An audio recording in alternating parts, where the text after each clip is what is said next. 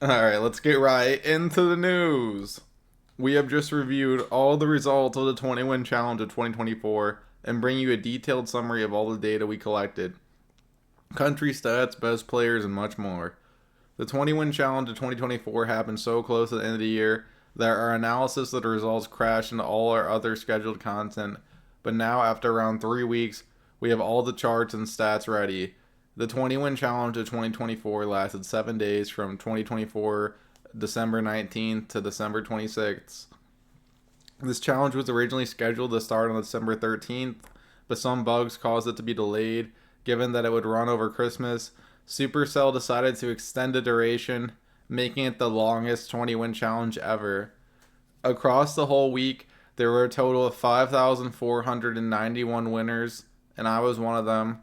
On average, only one in every 16,000 entries completes the 20-win challenge, which puts the total at around 90 million entries, bro. And I did that shit with Golem No Chef. Last. Bro, I'm glazing the fuck out of myself. Like last year, this 20-win challenge was unrelated to the official Clash Royale League, despite sharing the branding for this esports event. So I guess I got the table of contents. We don't really care. But we got the best countries. So we got Japan coming in at first. I think it's pretty obvious, given that this tournament had the most time, it was going to be the most disciplined players that were going to win it. It wasn't about skill, it was about discipline. We all had unlimited tries. So, of course, the Japanese, with their discipline, coming out on top at numero uno with the 728. They're just showing everyone in the rest of the world that anyone could do it.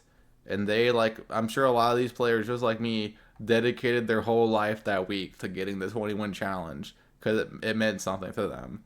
And then you have all the no lives in America, and all the no lives in Mexico, and then all the no lives in Korea, and then all the no lives in China, and in Germany.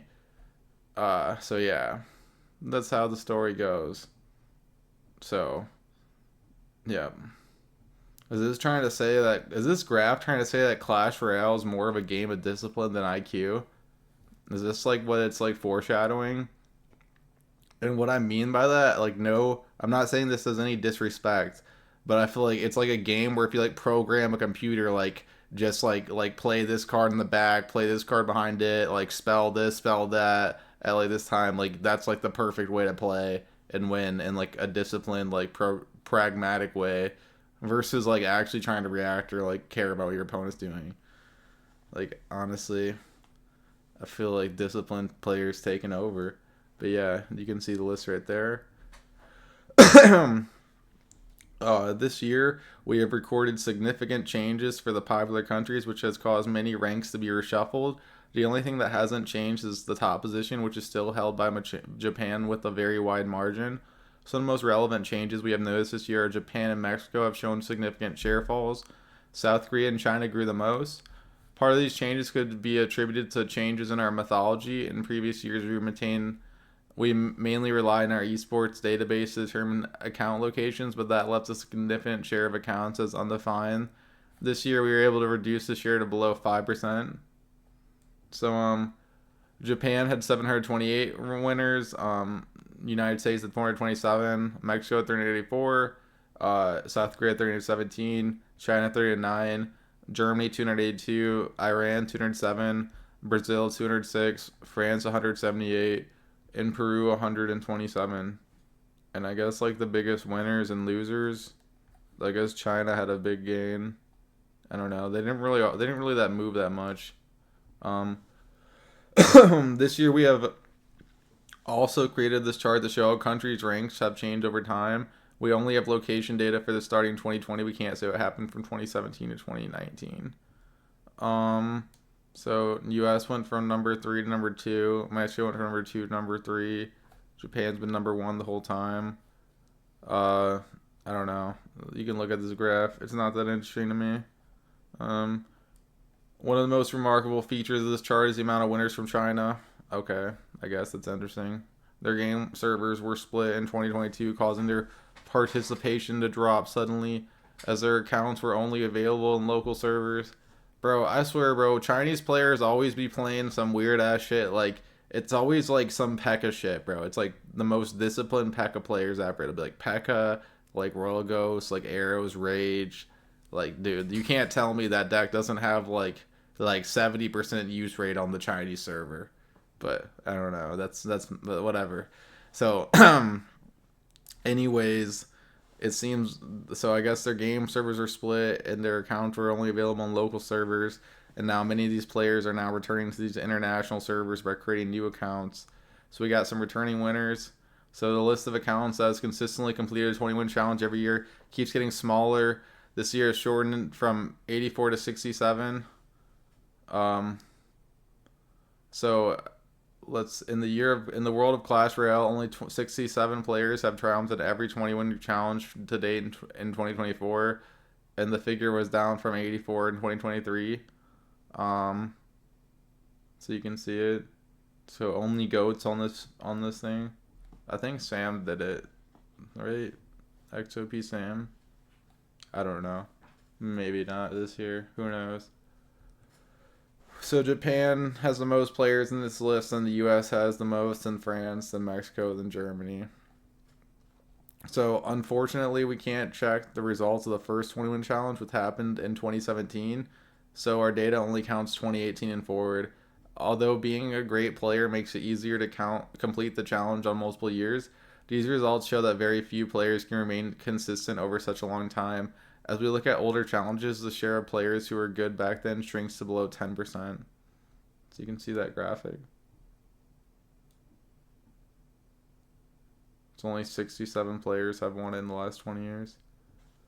And then you can see, like, dude, this was like a hard one to win, I feel like, because think about the 2024 one. It had the most time out of any 20 wins, so there was like a longer window.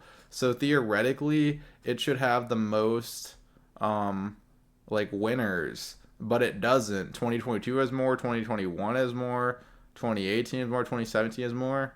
So it just goes to show like the skill gap has risen in the game, where there's like so many like people that are on the old accounts and shit trying to win it multiple times that even with a longer duration, there wasn't like you'd expect like a 9,000, 10,000 like winners for this year, but no, it was still a hard one to get.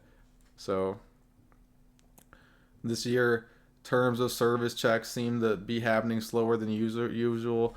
So 5,091 is not comparable to the amount of winners from other years. For reference, 2023 initially had 5,160 winners, but that amount was reduced to 4,793 after more than 300 permanent bans. Another interesting stat is that the share of winners who completed the challenge last year has increased significantly. Of the 2023 winners, 25% had won in 2022. Of the 2024 winners, 29% had won in 2023. This suggests the top tier segment of players is becoming more stable. So we have pros and smurfs. So since new accounts without a developed card collection can compete in challenges, a lot of players are able to complete the challenge multiple times with mini accounts. Only Supercell can know how many unique players actually completed the challenge, but we can look at basic account stats to make some estimates.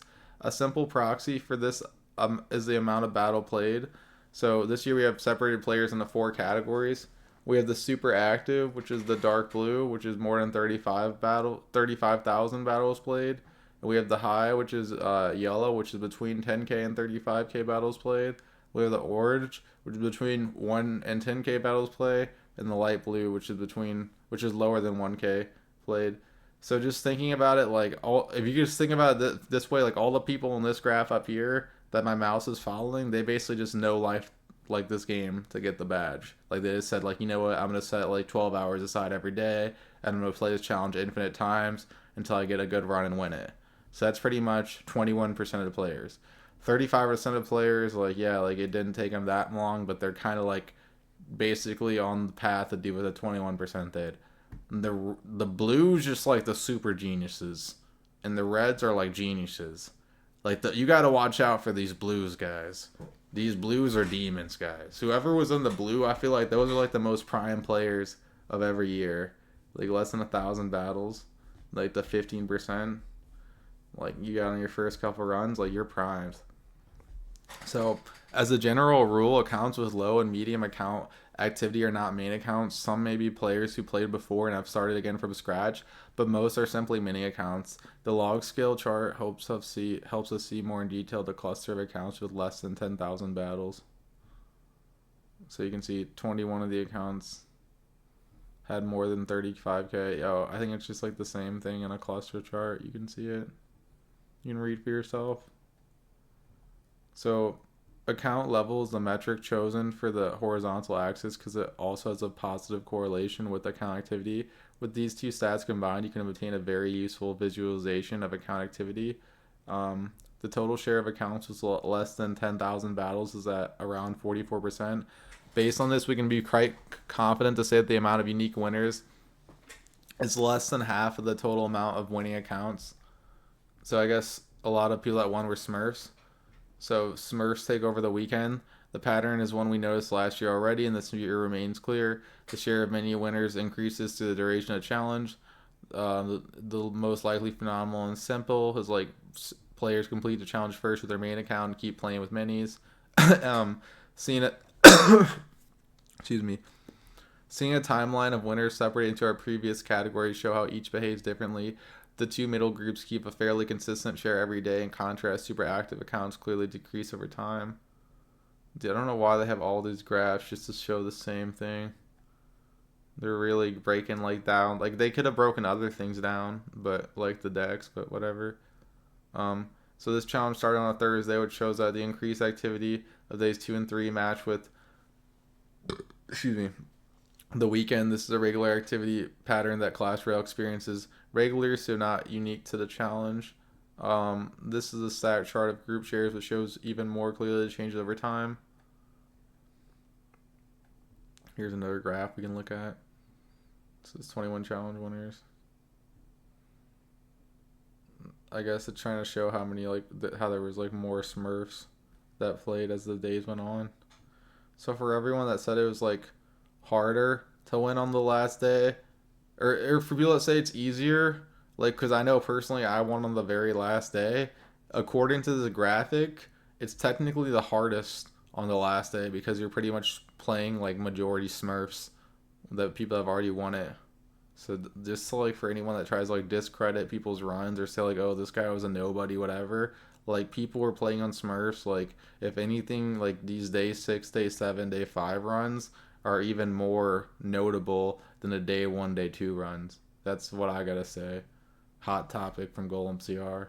So it's worth noting that the battle count boundaries for each of the groups have been intentionally picked to match the behavior. In other words, only accounts with less than 1,000 battles played are used more over time.